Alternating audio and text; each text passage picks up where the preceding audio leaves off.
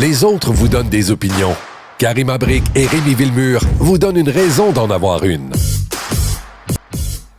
Il va-t-il y avoir un nouveau stade de tennis au Parc Jarry? En tout cas, c'est le souhait de Tennis Canada, Karima. Mais là, il y a les gens dans la communauté, certaines personnes qui disent « Non, mais là, nous autres, on a besoin d'un espace vert. Là, si c'est pour être pris de plus en plus par les installations de tennis, où c'est qu'on va s'installer pour prendre un peu de soleil. On n'a pas forcément une cour là-dedans. Toi, tu es une fan de tennis. Là, fait comment tu tranches dans ce débat-là? Non, mais je pense qu'il va falloir quand même qu'il y ait une modernisation. Ça, oui, parce qu'on a la chance d'avoir un tournoi qui est extraordinaire à Montréal. Ça met quand même Montréal, comme on dit, sur la carte. Ça met Montréal, vraiment, on met en lumière cette ville-là. Ça nous fait un événement international d'importance. Il y a quand même des retombées là-dessus. Donc ça, c'est important. Ensuite, sur le financement, je pense qu'il y a deux sujets. Il y a la question du financement, puis il y a le sujet, effectivement, des citoyens. Parce que là, sur le financement, là, je trouve qu'on pousse quand même pas mal là, du côté de Tennis Canada. Là, on parle d'un projet, certains disent là, c'est 400 millions de dollars. Puis ce qui a été proposé par Tennis Canada, c'est de dire 90 % ça va être des fonds publics, puis 10 % du privé. On peut peut-être inverser un petit peu les chiffres là, ou dire un peu plus de partenariat. On n'est pas tant une ville de tennis, là. C'est ça, puis c'est quand même... C'est vrai que les billets, oui, au début, tu as des billets qui sont un petit peu plus abordables, mais tu sais, je suis allée voir aujourd'hui là, pour des matchs, là, tu es complètement dans le fond, puis tu sais, à 200 $ le billet minimum, là, ça peut aller loin. Là, fait que t'entends juste du monde faire « Ah! » mais tu vois rien pantoute. C'est ça, puis ça peut aller très... Tu sais, plus tu avances, évidemment, dans la compétition, tu as des billets à 500 $ et plus, donc, tu sais... Il y a des billets accessibles au début, comme je te dis, des qualifications au premier tour, ça dépend ce que tu prends comme billet. Mais bref, ça peut donner cette image d'élitisme. Et surtout, ça, c'est un vrai sujet. C'est sur le Parc Jarry. C'est que dans les plans, en ce moment, on dit, regardez, là, ça serait une expansion pour les installations de tennis, du tennis, où on passerait de 22 % à 27 %. Donc, sur les installations de tennis dans le Parc Jarry. Donc là, on irait gruger où? Et certains disent, c'est notre espace vert. Puis on peut comprendre aussi, il y a des gens qui disent, regarde, là, à Parc Extension, il y en a quelqu'un qui est allé manifester d'ailleurs, puis il y a plusieurs articles aujourd'hui là, dans la presse, un peu partout, là, Radio-Canada, TVA, vous allez retrouver. Certains disent, on est 20 000 habitants au kilomètre carré. 8 personnes sur 10 n'ont pas accès à une cour. C'est Didier Delfoly-Noulin, qui est porte-parole du Front commun pour la protection du Parc Jarry, qui regroupe 14 organismes et associations. Donc ça, c'est vrai. Quand tu te promènes à Parc-Ex, tu as beaucoup d'appartements qui sont empilés, pas toujours des personnes avec des grands revenus. Ton joyau, c'est le parc. Tu as l'étang, tu as de l'espace vert, on partage ça avec Tennis Canada. Fait que là, si tu nous dis, on va mettre un gros stade en béton, immense, qui va avoir une structure où on va s'accaparer finalement ces territoires-là, il y a quand même l'inquiétude. C'est juste c'est que là... gros, le parc Jarry, quand même. Là. Oui, c'est ça. C'est un des plus gros parcs à Montréal, si c'est pas le plus gros parc. Là, quand tu marches là-dedans, moi, j'ai jamais vu... ou en tout cas, j'ai jamais eu l'impression qu'il me manquait de place pour mettre sa serviette à terre et se coucher. C'est ça. Là. C'est pour ça que je te dis, moi, je pense qu'il faut qu'on modernise les installations. Je suis pas d'accord sur l'affaire de 90 % de fonds publics. Là, j'ai l'impression que les commanditaires... Bon sens, là. Oui.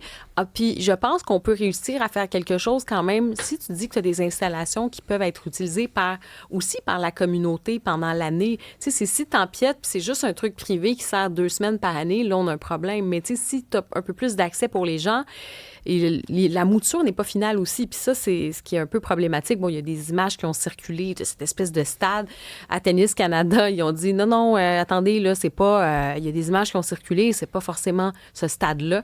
Donc, bref, tu sais, on comprend quand même les préoccupations, mais il faut faire attention de ne pas bloquer non plus des projets parce que... on est bon là-dedans, juste hein? pour la peur. Ce que je veux dire, c'est juste sur la peur. Tu sais, il va falloir qu'on étaye tout ça, mais qu'on se parle. Je pense qu'il va falloir qu'il y ait cette communication-là puis que tout le monde trouve son compte. Là. Philippe Richard-Bertrand est avec nous. Bonjour, Philippe Richard. Salut, F2. Karima vient de dire qu'il faut qu'on se parle et j'aurais envie de nous répondre à nous trois collectivement. À partir du moment qu'on se parle, ce qui est une bonne chose, c'est moralement positif de se parler et de dialoguer, mais quand on se parle, on passe pas à l'action. J'ai l'impression qu'il y a beaucoup de projets au Québec qui passent pas de la parole aux actes parce qu'on se parle. On est bon pour se parler au Québec. Mais on est bon pour se parler. Puis, tu sais, il y a un mouvement très, très fort à tout azimut, là, que ce soit un projet de condo, un projet d'installation. digne des années 2026 et du futur. Pas dans ma cour. J'en veux pas dans ma cour. Mais à un moment donné, pour attirer des événements internationaux, il nous faut des installations de type international parce que Montréal est en compétition avec une panoplie d'autres villes dans le monde. Puis si on n'a pas ces installations-là, ben les événements vont aller ailleurs. Puis encore une fois, je veux pas dire où il faut mettre le stade, là, c'est pas ma compétence. Moi, je fais juste dire que si on veut un Grand Prix du Formule 1, si on veut un festival du jazz qui attire des groupes internationaux, si on veut du tennis, du cricket, peu importe, il faut des installations dignes des années dans lesquelles on est. Encore une fois, après ça, je suis d'accord avec toi, Karima, je vous écoutais. 90% de fonds publics, ça, je suis pas d'accord du tout avec ça. Là. Je pense que il va falloir que Tennis Canada fasse leur travail un peu plus là-dessus parce que les installations ont beau rester pour les autres journées de l'année. C'est pas vrai que malheureusement Montréal ou le gouvernement du Québec ou du Canada a de l'argent dans le moment où on se parle, où les gens ont de la misère à payer leur épicerie et leur hypothèque. Là. C'est pas le temps d'aller mettre 400 millions dans une installation de tennis. Là. Moi, je suis d'accord avec toi, Philippe Richard, sauf pour le cricket. Le cricket, moi, non. Je pense qu'il n'y a pas de demande pour le cricket. S'il n'y a pas assez de demande pour le tennis, je pense que le cricket, c'est assez clair, merci. Mais est-ce qu'on est partout pareil dans le monde? Tu as un peu voyagé, Philippe Richard. Est-ce que c'est québécois, ça, cette espèce de façon-là qu'on a d'avorter des projets? Tu sais, je me rappelle les années de Jean Drapeau, il y en avait des projets dans ce temps-là, fait que c'est enfoui quelque part en nous, là, cette capacité de faire preuve de leadership, des fois. Oui, mais on n'en a pas créé de grands projets. Tu sais, le seul grand projet, puis c'est triste à mourir, là, c'est le pont Champlain. Tu sais, c'est le nouveau pont Champlain. C'est le seul gros chantier que le Québec a fait dans les 25 dernières années. Il n'y en a pas eu d'autres. Tu sais, donc, à un moment donné, je comprends le pas dans ma cour. Je le comprends. Puis, mais tu sais, pensons à Nordvolt, là, la déconfiture de Nordvolt. Il y a eu un vent de face incroyable pour le choix du site. Tu sais, le terrain qui était désaffecté, qu'il y avait personne qui voulait aller s'installer là, ben là, bizarrement, tu as une industrie qui est prête à aller s'installer. Puis là, il y avait une levée des boucliers d'un paquet de groupes de citoyens. Mais tu sais, le terrain, il n'y avait rien dessus. À un moment donné, il faut que ça arrête parce que le développement commercial ou le développement, si tu veux, de notre système au Québec, là, tu sais, passe par des projets d'infrastructure puis d'investissement comme ça.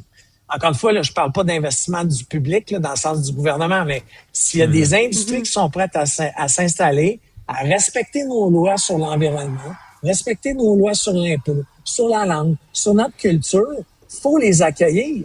Tu sais, puis le problème, c'est qu'en ce moment, ben il y a un levier de bouclier sur un paquet d'affaires. Moi, j'en ai déjà parlé, Rémi. J'ai des gens que je connais, le groupe Corum, qui est un groupe de développement immobilier, qui avait acheté un terrain qui était une ancienne station-service, là, désaffectée depuis genre 15 ans, barricadée. Ils ont acheté, ils ont fait un projet de condo, qu'ils ont soumis à la ville, avec les logements sociaux, tout ce qu'il faut, Toute la fait un patente, peu, là. excusez mon langage, suer les contracteurs, mais ils étaient prêts à le faire. Tu as 23 citoyens qui ont bloqué le projet. Pourquoi? Ben parce qu'ils allaient plus voir le parc qui est en arrière de l'ancienne station-service désaffectée. Alors, tu sais, ce groupe-là, Corum, très respecté, c'est pas des amis à moi, là, c'est un développeur commercial. Ils ont dépensé des millions de dollars.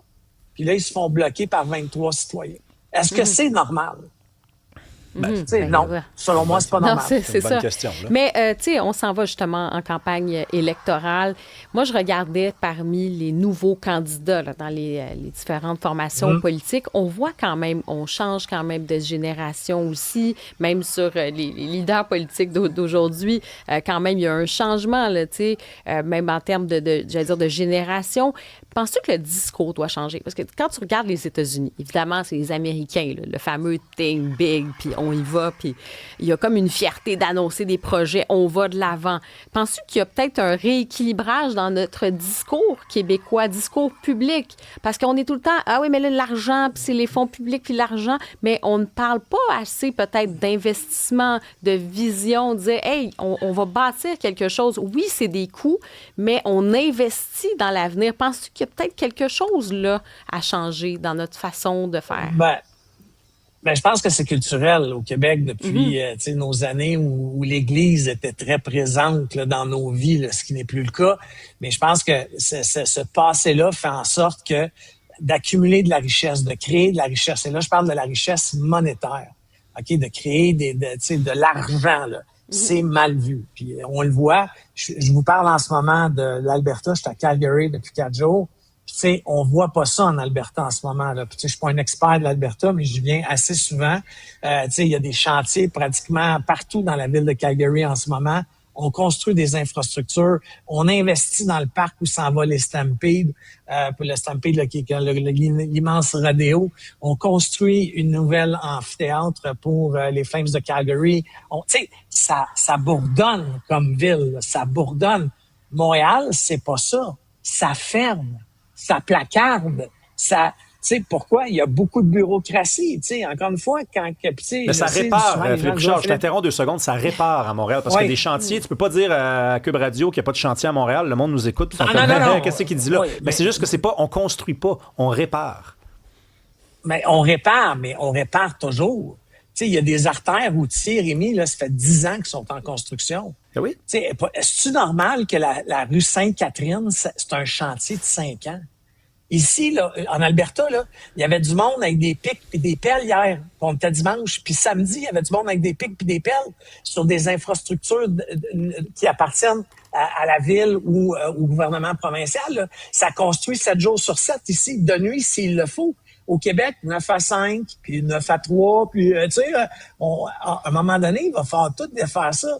Puis honnêtement, arrêtez de me... Tu sais, le monde me dit, ouais, mais tu sais, ils ont plus d'argent. Ben, je sais pas pourquoi ils ont plus d'argent. Ils payent moins d'impôts, OK? Pour ton info, là, c'est 10 % de moins d'impôts provincial. Après ça, c'est 7 % de moins de charges sociales. Tu sais, il y a pas... Ici, la TPS-TVQ, là, c'est 5 %. Hey, j'ai capoté, j'étais allé m'acheter une paire de souliers, OK? 140 $. OK? Il fallait une paire de souliers rapidement. OK? 5 %. C'est très différent, 5 % que 15 % sur 140 piastres. Ben oui. La taxe carbone ici, l'essence, là, est à 1,50 $. Pas 1,98 $, 1,50 $ à cause de la taxe carbone. Alors, à un moment donné... Mais les filles sont plus belles au Québec. Les filles sont plus belles au Québec. 100 % d'accord avec toi là-dessus. Il y a beaucoup de chapeaux de cow-boy ici. Mais... Tu sais, à un moment donné, on en a de l'argent au Québec. On tient à notre filet social. C'est parfait. Je suis d'accord avec ça. Mais il faut qu'il y ait des projets qui lèvent de terre. Tu sais, l'argent qu'on envoie, moi, mes soins de santé là, au Québec se sont pas améliorés. Pourtant, ils ont eu les augmentations de salaire qu'ils voulaient. On construit des nouveaux hôpitaux. On leur achète peut-être pas encore assez d'équipements, mais on achète quand même d'équipements. Mais on n'est pas soigné plus vite. Puis après ça, ben les routes, ça coûte de plus en plus cher, mais pas moins bossé. Tu sais, tout coûte de plus en plus cher, mais on a de moins en moins de services. À un moment donné, le modèle, il marche pas, là. Bien, parlons justement, là, tu viens de passer 4 jours en Alberta. Tu nous as expliqué, tu ne tripes pas, comme on dit, sur les chapeaux de cow-boy, mais tu as quand même fait des petits constats. Qu'est-ce qui t'a marqué, justement, en Alberta, à part ça?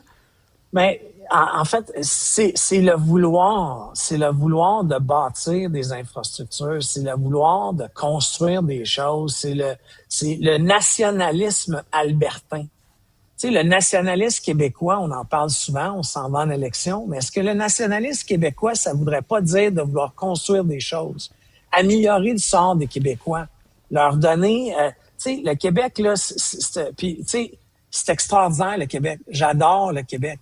Mais je pense que de se refermer les œillères puis de pas regarder ce qui se fait en Ontario, au Nouveau-Brunswick, tu sais, ça a de l'air plus rose dans la cour du voisin, j'en conviens. Sauf que malheureusement, ça fait quelques fois que je viens en Alberta parce qu'on est en train d'y ouvrir un bureau et c'est plus rose en Alberta parce qu'il y a un vouloir collectif. Puis tu sais, en plus, vous savez qu'en Alberta, ils pensent au nationalisme aussi, là. Il y a un gros mouvement de nationalisme en Alberta. la différence entre le mouvement nationaliste de l'Alberta et celui du Québec, puis je suis pas encore un expert, je dis juste, j'en ai rencontré des gens, des nationalistes albertains en fin de semaine, c'est le vouloir, c'est de reprendre la destinée de leur province en main. Tu sais, c'est pas la guerre culturelle contre le fédéral, c'est juste de dire... Ben, quand même un peu, Philippe Richard. En fait, oui. Si je peux me permettre, la vraie distinction, c'est que le nationalisme albertain il est plus économique que le nationalisme québécois, de la manière qui s'est déployé, pensé, réfléchi, articulé. Le nationalisme québécois, c'est un nationalisme à la base qui est un nationalisme de survivance. C'est la langue, c'est la culture, c'est l'identité. Mais il y a quand même eu des grands courants économiques. Tu sais, Jacques Parizeau, c'était quand même toute une tête sur le plan économique. Le gouvernement Lévesque, en 1976, c'est du monde diplômé à Harvard. En économie, c'était des grosses têtes aussi. On prend des fois ce qu'on veut, puis on oublie un peu ce qu'on veut pas regarder, mais...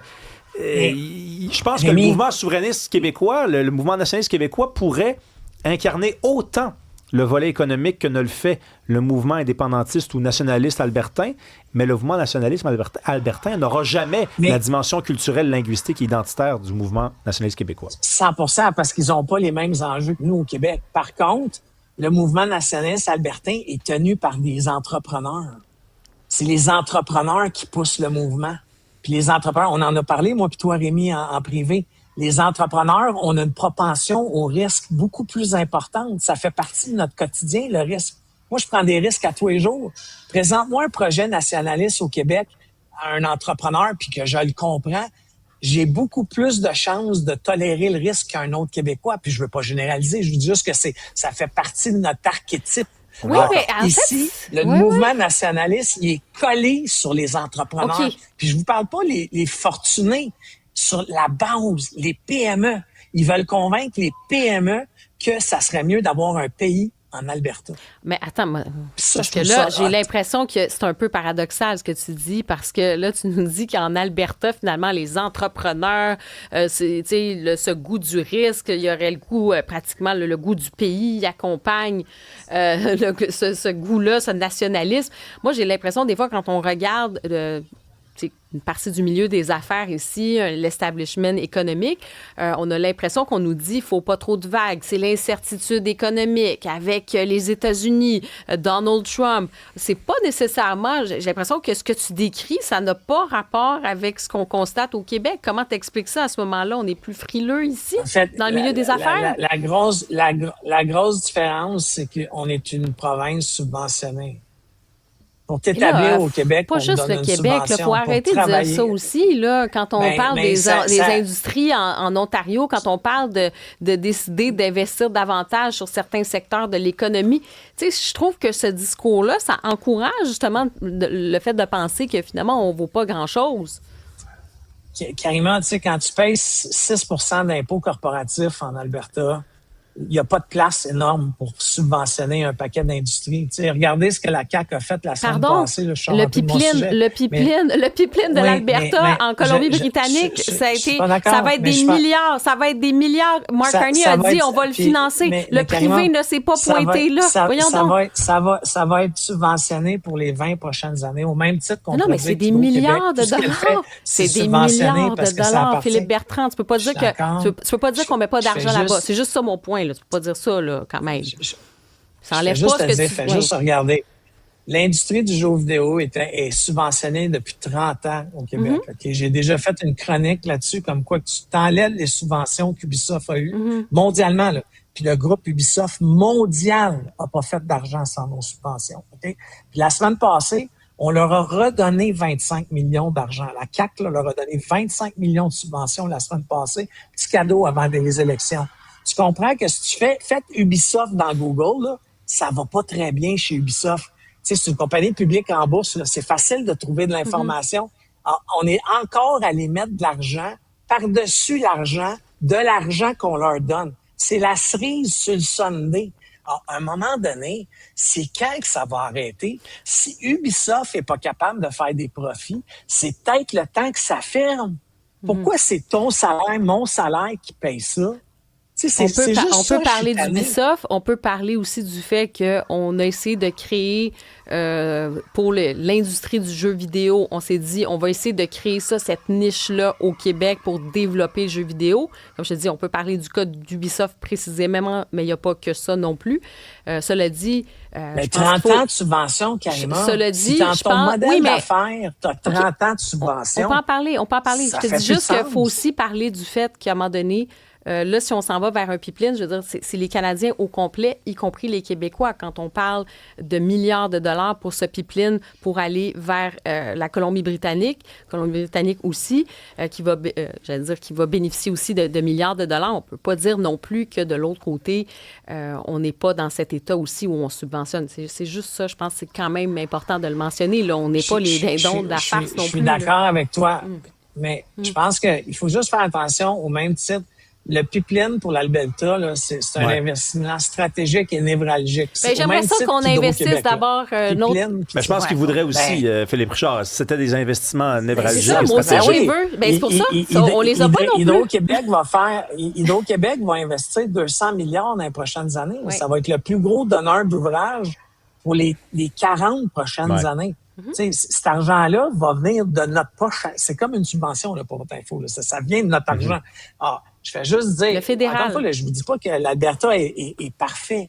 Je vous dis juste que on devrait regarder le mouvement albertain, souverainiste, comment c'est en train de se faire, et juste en prendre les bons côtés. Je suis d'accord avec toi. Je suis d'accord avec toi sur cet aspect-là d'initiative. Il y a vraiment quelque chose à aller chercher. Ils sont dans un élan.